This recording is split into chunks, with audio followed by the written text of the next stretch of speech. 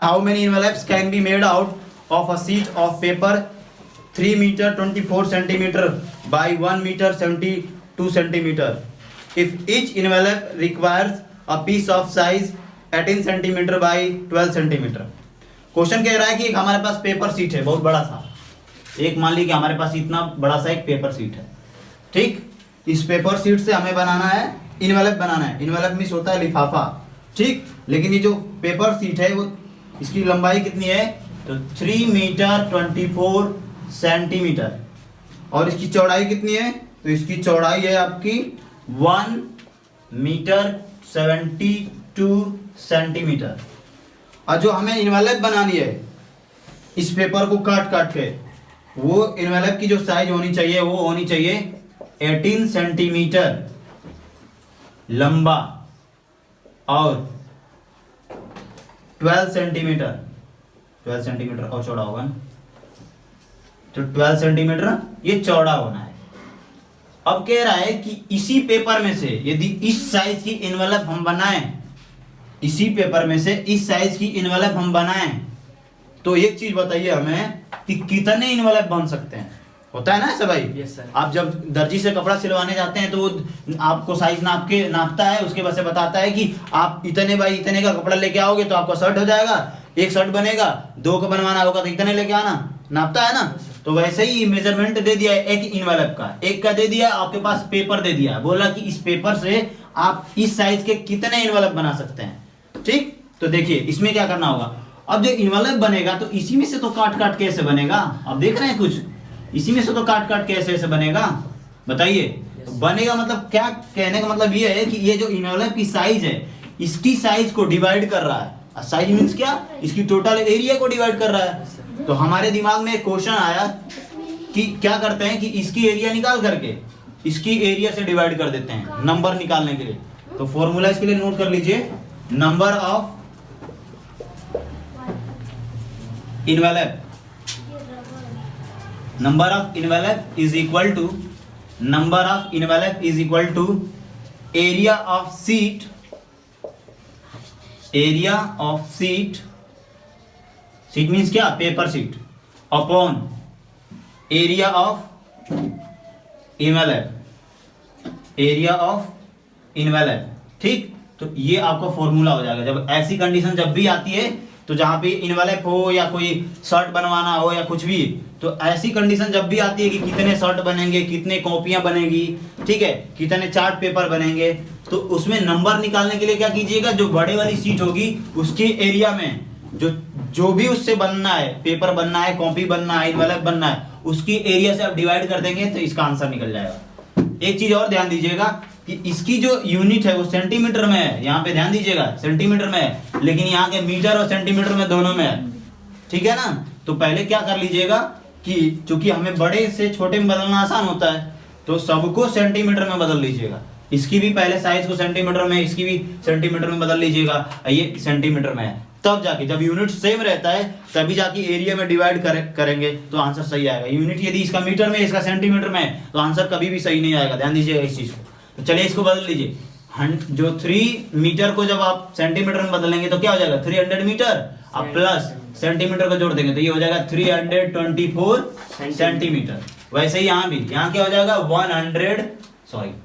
172 centimetre बदलने के बाद। अब इसकी एरिया आप निकाल दीजिए, एरिया निकालने के बाद क्या कर दीजिए, इसकी भी एरिया निकाल लीजिए और डिवाइड कर दीजिए। अब ये जो दोनों दिख रहे हैं ना, ये रेक्टेंगुलर फॉर्म में है। कैसे पता चला, कैसे पता चल गया ये रेक्टेंगुलर फॉर्म में है, क्यों, क्योंकि जो इसकी लेंथ है वो ब्रेथ से ज्यादा है। इसकी लेंथ जो है वो क्या है, इसकी ब्रेथ से ज्यादा है, इसीलिए हमें पता चला कि ये क्या है, रेक्टेंगुलर फॉर्म में है। और यहाँ भी इसकी लेंथ ब्रेथ से ज्यादा है, इसीलिए हमें इन्वेलप भी पता चला है कि इन्वेलप भी क्या है, रेक्टेंगुलर फॉर्म में, यानी कि आयत के रूप में, रेक्टेंगल के रूप में, ठीक। तो क्या करेंगे, अब दोनों में अलग अलग हम एरिया निकाल लेंगे। तो area of sheet is equal to क्या हो जाएगा, 324 multiply 172 upon area of envelope भी क्या हो जाएगा 18 मल्टीप्लाई 12। क्यों, क्योंकि लेंथ इनटू ब्रेथ ही तो होता है और दोनों रेक्टेंगल फॉर्म में है, तो रेक्टेंगल की एरिया क्या होती है, length into breadth, length into breadth. अब इसको यदि डिवाइड करके सॉल्व करना है, कीजिए फटाक से, बताइए आंसर कितना आएगा। 18 से कट जाएगा क्या 18 बार में? Yes sir. ये 18 से 18 बार में कट जाएगा। फिर 6 से कटा दीजिए तो ये 2 बार में कटेगा, ये 3 बार में कटेगा। इससे कटा दीजिए कितने बार में कटेगा? 86 बार में कटेगा। अब 86 की मल्टीप्लाई 3 से कर दीजिए, कितना आएगा आंसर? 258। सही है। 3 6 जा 18 का 8 कैरी 1 और 3 8 जा 24 और 1 25। इतने इनवेलप्स आपके बन पाएंगे इस लंबी वाली शीट से, यदि इस साइज के इनवेलप चाहिए तो। आया को आंसर समझ में? क्वेश्चन कैसे सॉल्व करेंगे, ऐसे क्वेश्चन कैसे सॉल्व करेंगे, आया समझ में? जब भी ऐसा आता है तो आपको इस तरीके का फॉर्मूला यूज करना है। नोट कर लीजिए इस फॉर्मूले को ढंग से। जब भी कभी भी ऐसा कहे कि कितने, जैसे कि ऐसा भी क्वेश्चन आ जाएगा कि आपके रूम में टाइल्सिंग करवानी है, नीचे टाइल्स करवानी है, ठीक। अब कहेगा कि हमारे पास जो टाइल्स है ना, हम दुकान पे गए तो पता चला कि टाइल्स की जो लंबाई चौड़ाई है ना इतनी की है और रूम की लंबाई चौड़ाई इतनी है, तो बताइए कि कितने टाइल्स लगेंगी। समझ में आया कि नहीं आया? तो जब ऐसा हमें पता करना होगा तो सेम यही फॉर्मूला लगेगा।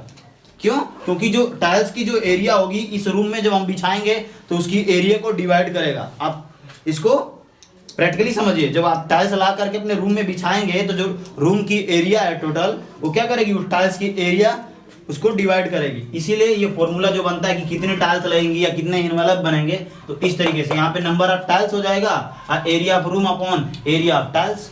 पता कर लेंगे 2 मिनट में कि कितने हमारे रूम में टाइल्स लगनी है। लेकिन इससे पहले आपके रूम की लंबाई चौड़ाई और टाइल्स की लंबाई चौड़ाई पता होनी चाहिए। आगे समझ में? तो इस तरीके के क्वेश्चन को आप इस फॉर्मूले से सॉल्व कीजिएगा। डन। देखिए यदि इस तरीके के क्वेश्चन आ जाते हैं तो हम कैसे सॉल्व करेंगे।